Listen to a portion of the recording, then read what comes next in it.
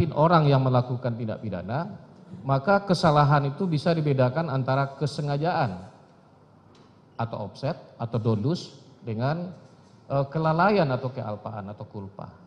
Ya, gitu. Baik, saya sekarang masuk ke konteks dakwaan dalam perkara ini, saudara ahli.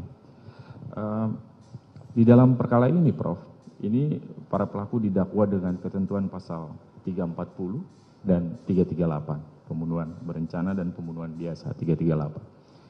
Bisa saudara ahli jelaskan dalam hubungan tadi juga hubungan bentuk kesengajaan. Apa yang membedakan antara 340 konteks pembunuhan berencana dengan pasal 338 dan bagaimana kemudian ukuran kesalahan atau bentuk kesalahan yang melingkupi di dalam elemen pasal 340 dan 338 ini. Silakan. Baik, mohon izin yang mulia.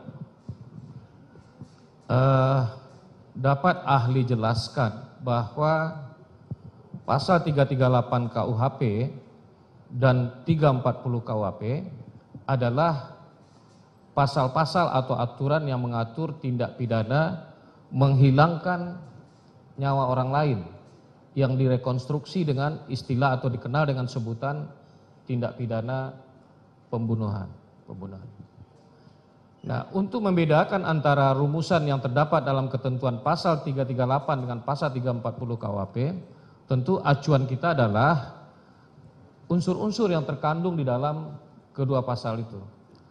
Kalau kita perhatikan rumusan pasal 338 KUHP dan 340 KUHP, kedua pasal ini justru merumuskan aspek kesalahan itu dalam bentuk dengan sengaja.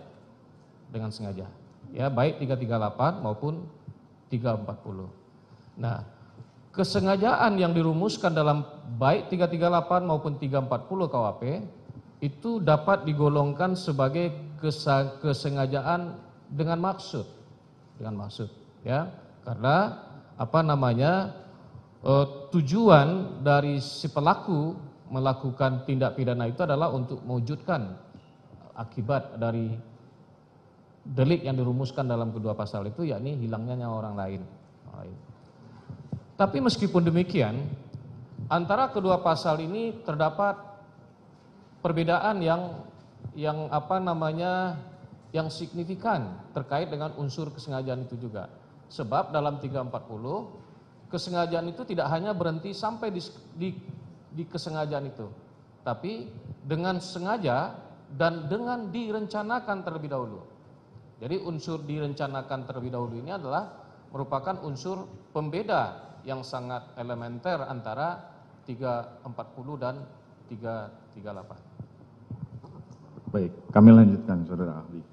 Tadi disebutkan soal unsur yang sangat berbeda antara 338 dan 340 dengan sebelumnya berencana terlebih dahulu. Andi Hamzah di dalam bukunya bahkan menerjemahkan premeditating itu dengan perenungan. Dia menerjemahkannya dengan perenungan. Bisa saudara ahli jelaskan apa sebenarnya yang dimaksud dengan makna berencana ini dan apa ukuran-ukuran kriteria sehingga kita bisa mengkualifikasikan bahwa ini adalah bagian dari unsur berencana. Silakan, Prof. Baik, mohon izin yang mulia. Pembentuk undang-undang ternyata tidak menjelaskan makna dari frasa direncanakan lebih dahulu atau fur bidah terat itu. Nah, oleh karena itu pada ketika pembentuk undang-undang tidak merumuskannya, maka tentu kita harus melihat ke dalam teori atau pendapat dari para ahli terkemuka. Kemudian kita juga bisa melihat ke dalam putusan-putusan pengadilan yang sudah menjadi jurisprudensi konstan yang diikuti oleh hakim-hakim berikutnya pada ketika mengadili perkara yang sama. Nah, dalam penelusuran terhadap berbagai literatur dan putusan-putusan hakim, terungkap bahwa yang dimaksud dengan direncanakan lebih dahulu atau fur bidah terat itu adalah minimal harus memenuhi 3 unsur atau 3 syarat. Yang pertama adalah bahwa kehendak untuk melakukan perbuatan itu harus diputuskan dalam suasana tenang, ya.